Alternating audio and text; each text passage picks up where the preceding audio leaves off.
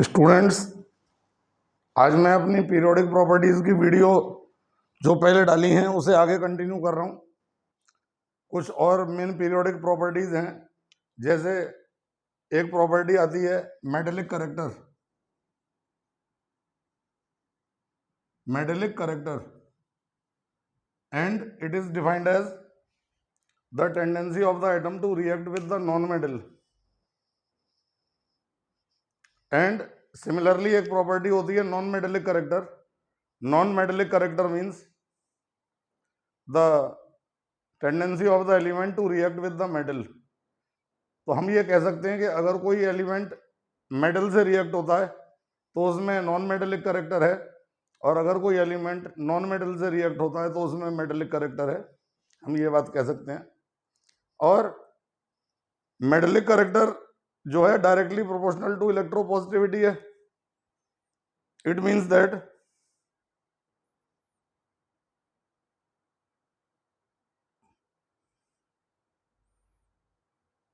The electropositivity जैसे जैसे बढ़ेगी मेटेलिक करेक्टर बढ़ेगा, एंड इलेक्ट्रोपॉजिटिविटी जैसे जैसे घटेगी तो मेटेलिक करेक्टर भी घटेगा। It means that in the periodic table, मैंने अपने पिछले क्लास में आपको बताया है कि इलेक्ट्रोपॉजिटिविटी ऊपर से नीचे जाने पर बढ़ जाती है, इसलिए ऊपर से नीचे जाने पर मेटेलिक करेक्टर भी बढ़ेगा, और लेफ्ट से राइट चलने पर इलेक्ट्रोपॉजिटिविटी कम हो जाती है, तो इसलिए लेफ्ट से राइट चलने पर मेटेलिक करेक्टर घटेगा। And the non metallic character is just opposite to the metallic character. It means that as we move down the non metallic character will decrease, and in moving left to right in a period the non-metallic character will increase, because the non-metallic character is just opposite to the metallic character। जिस प्रकार से हमें जाड़े में गर्मी अच्छी लगती है, हम अगर हमसे पूछा जाए कि जाड़े किसे कहते हैं, तो जिस मौसम में गर्मी अच्छी लगती है वो जाड़े, और जिस मौसम में ठंड अच्छी लगती है वो गर्मियाँ हैं। इसी प्रकार से मेटेलिक और नॉन मेटेलिक करेक्टर होते हैं। मेटेलिक करेक्टर माने tendency of the element to react with the non metal, and non metallic character is tendency of the element to react with the metal. तो देखिए नेक्स्ट प्रॉपर्टी पर मैं आता हूं, that is covalent radius. बहुत important property है। इसमें क्या होता है कि जब भी दो एटम कोवेलेंट बॉन्ड बनाएंगे, atom number 1 and atom number 2, तो ये एटम्स कोवेलेंट बॉन्ड बनाते समय ओवरलैप कर जाते हैं, और ओवरलैप करके कोवेलेंट बॉन्ड बनाते हैं। यहाँ पर इनके न्यूक्लियस होंगे दोनों के, N1 और N2। तो कोवेलेंट बॉन्ड बना लेने के बाद whenever the covalent bond is obtained, covalent bond के बना लेने के बाद जो दोनों के न्यूक्लियस के बीच की दूरी है उसका आधा, ये कोवेलेंट रेडियस होगा। This is covalent radius, and from the diagram it is clear that the covalent radius is smaller than the atomic radius. Covalent radius atomic radius से छोटा होगा। It means that whenever the two atoms take part in covalent bonding they will overlap, and under overlapped condition the half value of the total distance between the nucleus of the two atoms is known as covalent radius। always it is less than the atomic radius। इसके बाद हमारी अगली property है, बहुत important definition है, van der Waals radius.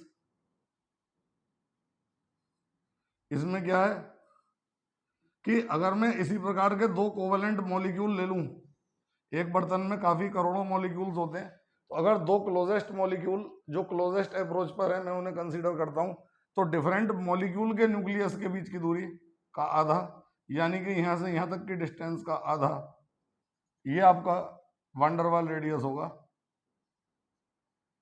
Van der Waals radius, and from the figure it is clear that the van der Waals radius is slightly higher than the atomic radius. और अब अगर मान लीजिए दो atom के बीच में ionic bonding होती है, तो एक और रेडियस होता है जो कि हमारे एग्जाम में अक्सर आता है, van der Waals radius of ionic molecule. तो अगर मैं सोडियम एटम लेता हूं और अगर मैं क्लोरीन का एटम लेता हूं, तो सोडियम का होता है 281 और क्लोरीन का होता है 287। हम जानते हैं कि metals have a tendency to lose the electron and non metal has a tendency to gain the electron. Sodium will lose one electron and it will get positive charge, it will have the configuration 2,8, and Cl will get the negative charge, it will have the configuration 288। it means that in sodium positive there are two orbits, 1 and 2, and in the case of chlorine, nucleus के बाहर there will be 3 orbits because 2 8 3 orbits हैं। अब जो cation का radius है that is RC और जो anion का रेडियस है दैट इज RA, अगर मैं दोनों को जोड़ूं और 2 से डिवाइड कर दूं that is van der Waals radius of ionic molecule. Van der Waals radius of ionic molecule. तो ये हमारी कुछ इंपॉर्टेंट प्रॉपर्टीज चल रही हैं। इसके अलावा एक बहुत इंपॉर्टेंट डेफिनेशन हमसे एग्जाम में पूछते हैं पीरियोडिक टेबल में, that is diagonal relationship. Next property हमारी है डायगोनल रिलेशनशिप।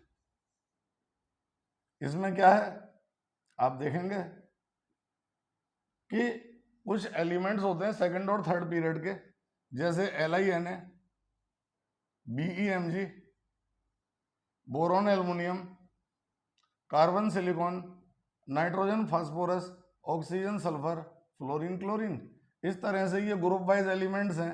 एंड मैं जानता हूं कि अपने ग्रुप का पहला एलिमेंट अपने ग्रुप के बाकी एलिमेंट्स के साथ सिमिलैरिटी शो करता है, लेकिन यहाँ कुछ ऐसा होता है कि diagonally the similarities are present in the properties of the elements and this phenomena is known as diagonal relationship. जो एलिमेंट डायगोनली प्लेस्ड हैं उनकी प्रॉपर्टीज में सिमिलैरिटी है और इस प्रॉपर्टी को डायगोनल रिलेशनशिप कहते हैं। डायगोनल रिलेशनशिप में सबसे मोस्ट कॉमन एग्जांपल Li और Mg का है, और कई बार हमसे लिथियम और मैग्नीशियम में सिमिलैरिटी पूछ भी लेता है कि what are the main similarities between Li and Mg। तो Li और Mg almost same density,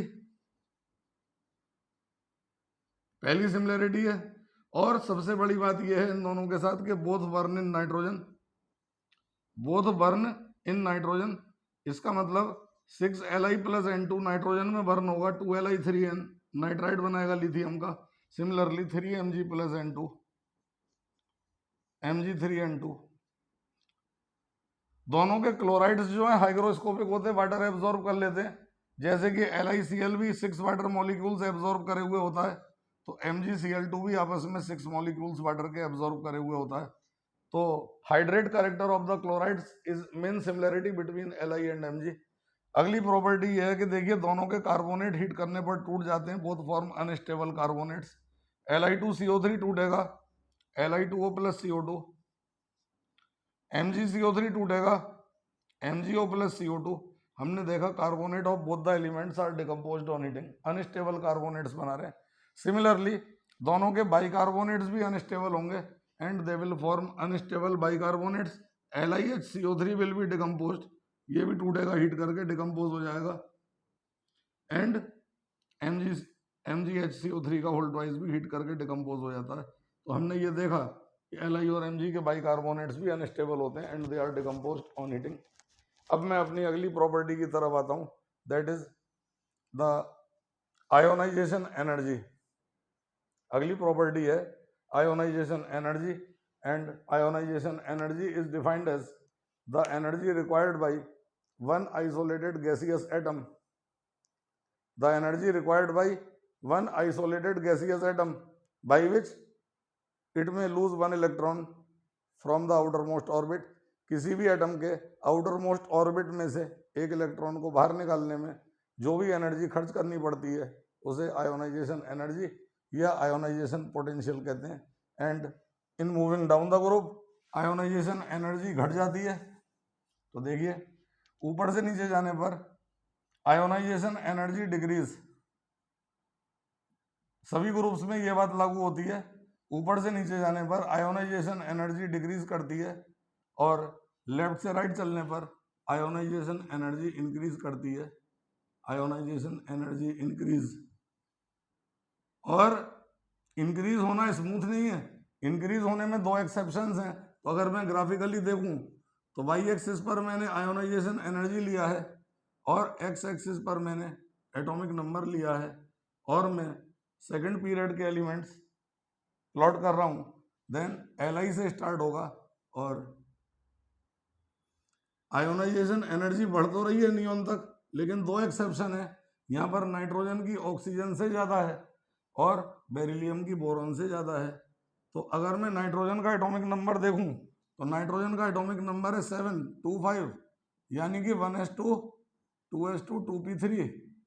it means that the p orbital of nitrogen is half filled and half filled orbitals are more stable. इसलिए nitrogen के outermost orbital में से एक electron lose आसानी से नहीं होगा। It means that higher energy will be required by the nitrogen atom to lose one electron from p orbital that is half filled. Similarly in the case of beryllium, beryllium का atomic number 4 होता है, इसका configuration 2 है and 1s2 2s2 जब मैं लिखूंगा तो मैं देखूंगा कि 2s2 is full field. Once again beryllium has full filled s orbital and it will be difficult to lose the electron by the beryllium during the reaction because the s orbital is full filled, so that beryllium will have comparatively higher ionization energy as compared to the next element, and nitrogen will also possess the higher ionization energy as compared with the next element। तो left से right चलने पर ionization energy में दो exception होते हैं, that is due to half filled and full filled orbitals. तो ये हमारा आयोनाइजेशन एनर्जी है। इसके अलावा metals lose the electron quite easily, तो मेटल की आयोनाइजेशन एनर्जी बहुत कम होती है। Non metals gain the electron, they have a tendency to gain the electron and it means that they have a tendency not to lose the electron, so that the non metals की ionization energy ज़्यादा होती है।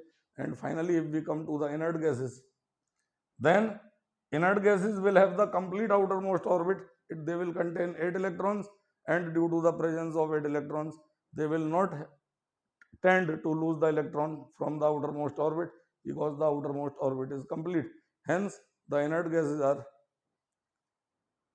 least reactive towards any substance and they will possess the highest ionization energy among all the elements of periodic table।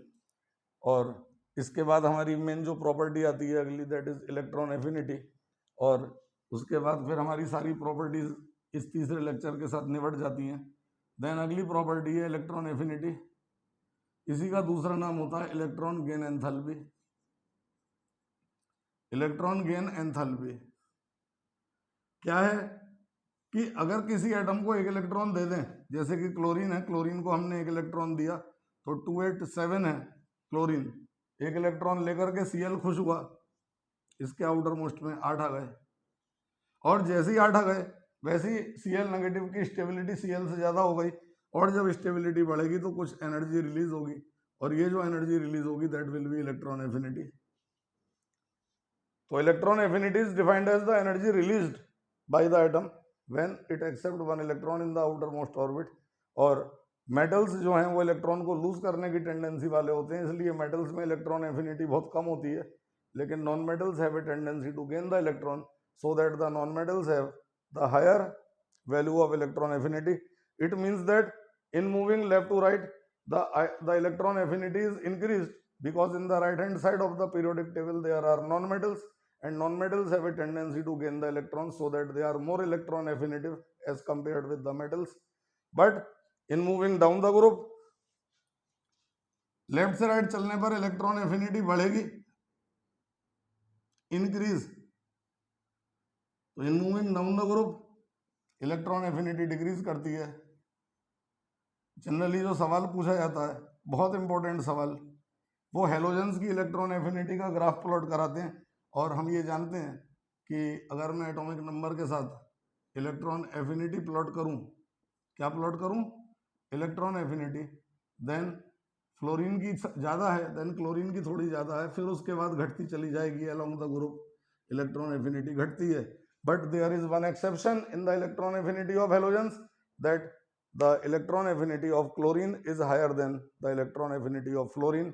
It is due to the larger size of the outermost orbit in the case of chlorine, where the throw of one electron is very easy, and chlorine will accept one electron quite easily as compared with fluorine।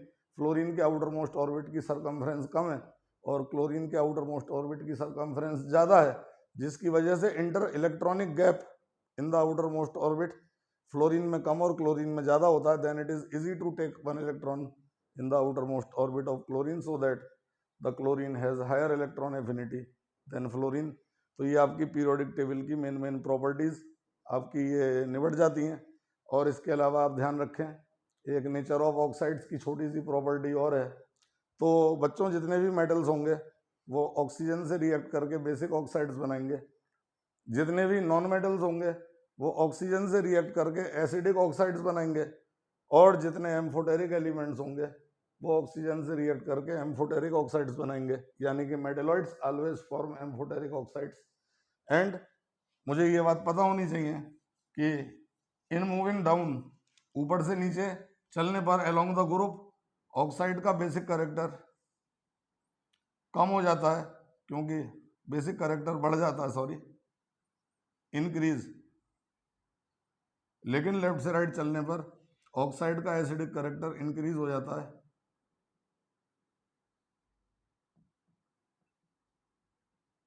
इसमें हम ये देखेंगे कि इन moving down metallic character is increasing, electropositivity is increasing, and hence more electropositive elements will form the basic oxides, so that the lower oxides will be more basic than the upper oxides in a group.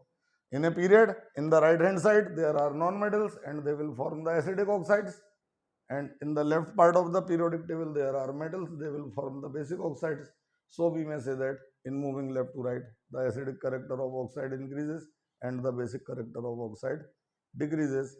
So these are the main periodic properties which we have discussed in our third lecture of the periodic table. अब अपने चौथे lecture में मैं आपको periodic table के कुछ IIT के IAS PCS के एस्पेक्ट्स बताऊंगा। अगर आपको चीज़ें समझ में आ रही हैं और